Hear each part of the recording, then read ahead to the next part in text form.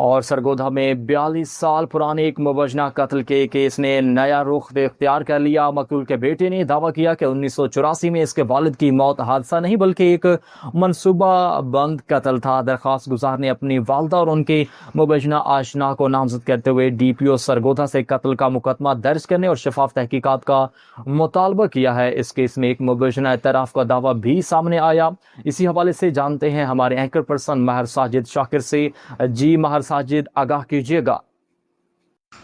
جی بالکل، سرگودھا کے علاقے رحمان پورہ نمبر 1 میں 1984 میں پیش آنے والے ایک مبینہ حادثاتی موت کا معاملہ 42 سال بعد دوبارہ منظر عام پر آ گیا۔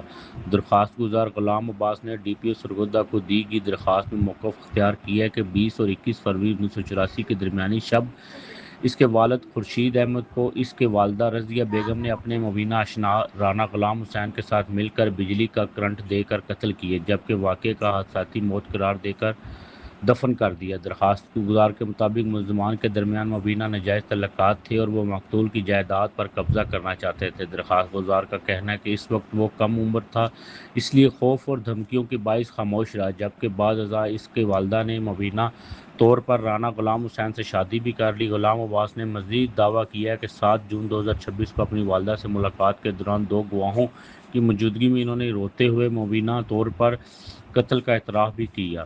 درخواست گزار نے مطالبہ کیا ہے کہ نامزد افراد کے خلاف قتل کا مقدمہ درج کر کے شفاف اور غیر جانبدار تحقیقات کی جائے تاکہ حقائق سامنے آ سکے اور انصاف فراہم کیا جا سکے۔ جی